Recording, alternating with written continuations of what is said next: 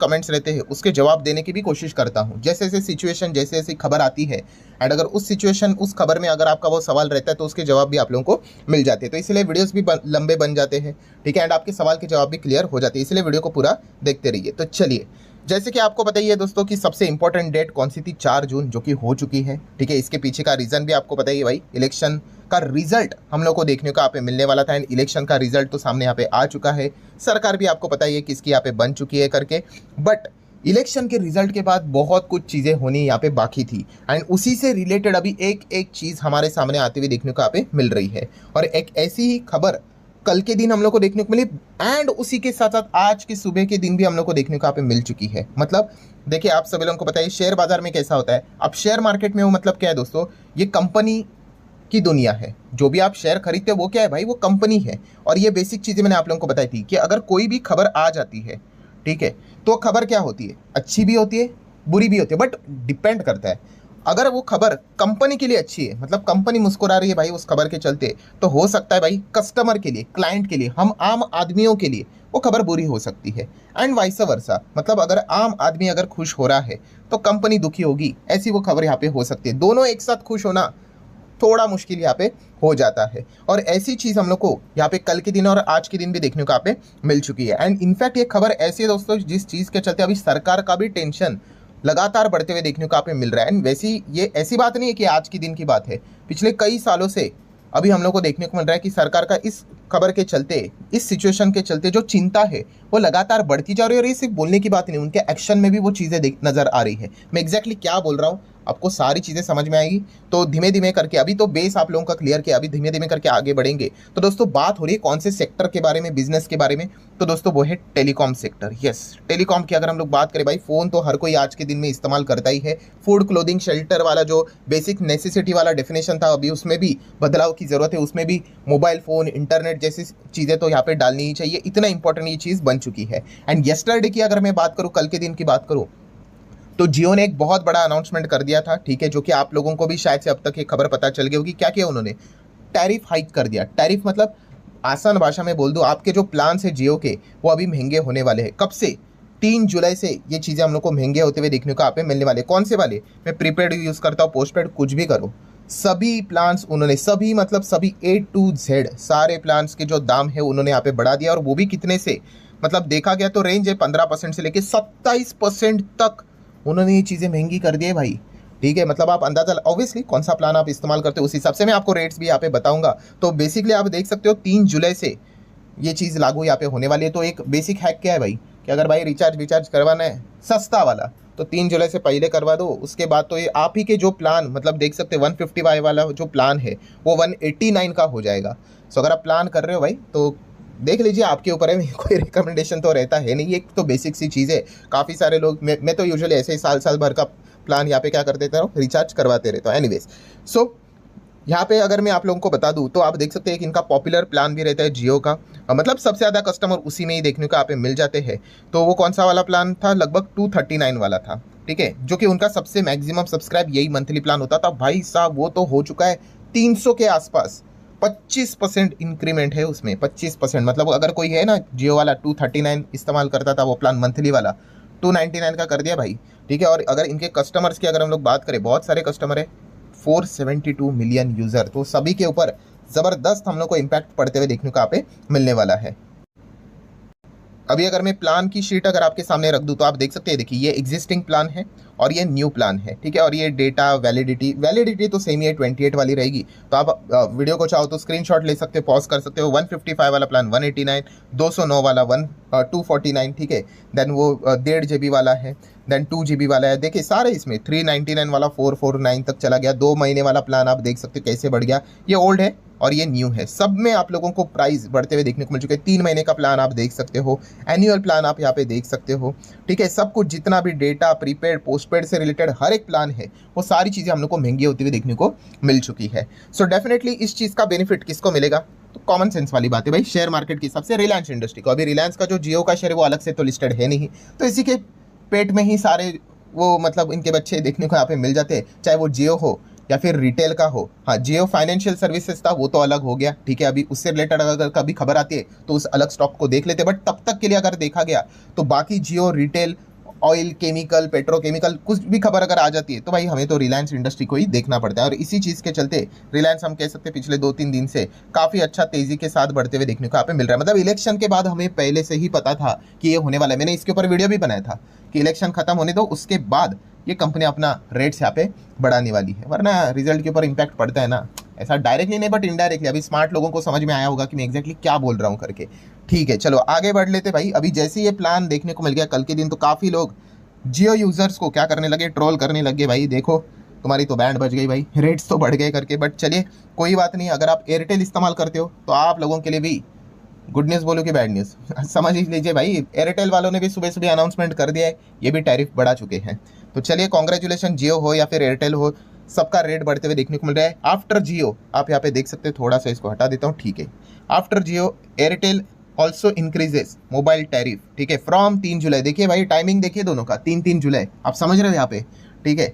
क्यों यही होता है, इसी को बोलते हैं डियोपॉली, ठीक है तो राइवल्स एक दूसरे के साथ, बट सारी चीज़ें देखिए कैसे मिलजुल कर की जाती है। बराबर दोनों ने 3 जुलाई का ही टाइम यहाँ पे रखा हुआ है। आप समझ रहे हो, अभी सरकार को अभी जाके जाग आ रही है, मतलब सरकार जग चुकी है, अरे भाई हमने तो क्या कर दिया करके, ठीक है, क्योंकि डियोपॉली तो क्रिएट हो चुकी है, ठीक है। उसके ऊपर भी हम लोग थोड़ी देर बाद आ ही जाएंगे। तो एयरटेल प्राइस हम लोग को बढ़ते हुए देखने को मिलेंगे। सेम भाई प्रीपेड है या फिर पोस्टपेड है, सबके रेट्स बढ़ते हुए देखने को यहाँ पे मिल ही जाएंगे। और इन्होंने कितना किया है भाई, तो एयरटेल की बात करें तो इन्होंने 10 से लेकर 21% तक अपने रेट्स को यहाँ पे बढ़ा दिया है। जियो ने कितना 12 से लेकर 27%, वेरी करता है आपका प्लान कौन सा है उस हिसाब से। यूजुअली ऐसा रहेगा जो लंबी अवधि के आप प्लान लेते होंगे 1-1 साल के, तो उसमें शायद से कम हाइक होता होगा करके एक नॉर्मल बिजनेस प्रैक्टिस रहती है। तो ये चीज़ आप जरूर चेकआउट कर सकते हैं। अच्छा एयरटेल की बात करें तो वो भी आप देख सकते हो, MRP ओल्ड वाला एंड रिवाइज MRP आप देख सकते हो। 179 का कितना कर दिया, 199 कर दिया, 455 का 509 कर दिया, ठीक है। यही देखिए 1700 का 2000 ही हो गया, 265, 299 एंड सो ऑन। अभी क्या ही पढ़ते बैठे भाई, जितने भी प्लान है आप यहाँ पे देख सकते हो, 19 का 22, 29 का 33, ठीक है, 65 का 77, ठीक है। पोस्टपेड प्लान भी आप यहाँ पे देख सकते हो, 399 का 499 एंड अभी ये तो मतलब लिस्ट तो यहाँ पे चलती रहेगी। सो बताने का मकसद क्या, अच्छा बेनिफिट किसको मिलेगा, ये तो बहुत सिंपल है भाई, एयरटेल जैसी कंपनी को ही मिलेगा लॉन्ग टर्म में। आप देख सकते हो वैसे भी एयरटेल ने 5 साल में कुछ ज़्यादा ही धमाकेदार परफॉर्मेंस यहाँ पे दिखाया है, ठीक है। एयरटेल प्लस उसी के साथ साथ और कौन सा प्लान कर रहा है आप लोगों को पता ही है ना, फ्यूचर ओरिएंटेड बिजनेस से रिलेटेड। बीच में मैंने वीडियो भी बनाया था, हाँ सैटेलाइट वाला जो इंटरनेट ब्रॉडबैंड सर्विस है, सैटेलाइट के थ्रू इंटरनेट देंगे, उससे रिलेटेड सबसे पहली शुरुआत तो इन्होंने ही की है, ठीक है। तो ये भी पॉइंट आपको पता होना चाहिए। सो अभी सब लोगों के जो निगाहें रहेंगी, आंखें रहेंगी, वो किसके ऊपर है, अभी वोडाफोन आइडिया के ऊपर है, ठीक है। अभी वोडाफोन आइडिया आज के दिन अगर आप देखोगे तो 3.5 सवा 3% तक गिरते हुए देखने को मिला है। इसके पीछे का रीज़न बहुत ही सिंपल है, क्योंकि उनके कॉम्पिटिटर ने क्या कर दिया है, प्राइस यहाँ पे बढ़ा दिए है। तो इसी चीज़ के चलते वोडाफोन आइडिया गिर गया। अरे ऐसे कैसे गिर गया, ऑब्वियसली ना भाई, कंपनी के नंबर्स को समझो कि रिलायंस पहले 100 कमाता था, ठीक है, एयरटेल भी 100 कमाता था, अभी ज़्यादा कमाएंगे, 110 कमाएंगे, 120 कमाएंगे। भारतीय एयरटेल भी 110 कमाएंगे, 120 कमाएंगे, वोडाफोन आइडिया कैसे कमाएगा।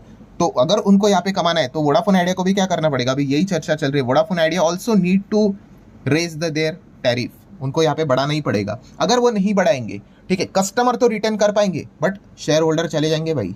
आप समझ रहे, ये बहुत ही मतलब मुश्किल स्थिति में वोडाफोन आइडिया फंसते हुए देखने को मिल चुका है, ठीक है। जियो 10 रुपया चार्ज ले रहा है मान लो, एयरटेल भी 10 रुपया ले रहा है, 11 रुपये ले रहा है, बट वोडाफोन आइडिया आपको वही चीज़ 6-7 रुपये में दे रहा है, ठीक है। तो लोग उसके साथ क्यों जुड़े हुए हैं, प्राइस के चलते ही जुड़े हुए अभी तक, वरना तो कितने लोगों ने वोडाफोन आइडिया छोड़ दिया है, ठीक है। आप डेटा के हिसाब से देख सकते हो, ठीक है। अगर वो भी अगर अपने रेट्स को अगर बढ़ा देंगे तो हो सकता है वो भी नाराज यहाँ पे हो जाए, बट अगर बढ़ाना ही पड़ेगा भाई, वरना कैसे कैसे सर्वाइव कर पाएंगे, ठीक है। आप कस्टमर, जैसे मैंने बोला ना, आप क्लाइंट्स को तो खुश रह पाओगे बट कंपनी दुखी हो जाएगी, ठीक है। वो लॉस पहले से ही चल रहा है, वो लॉस कैसे रिकवर होगा, ऊपर से वो पैसा डालने के लिए फंड रेज चाहिए, फंड रेज करने के लिए भाई इन्वेस्टर तो बोलेंगे आपको ये सारी चीज़ें बढ़ानी पड़ेंगी।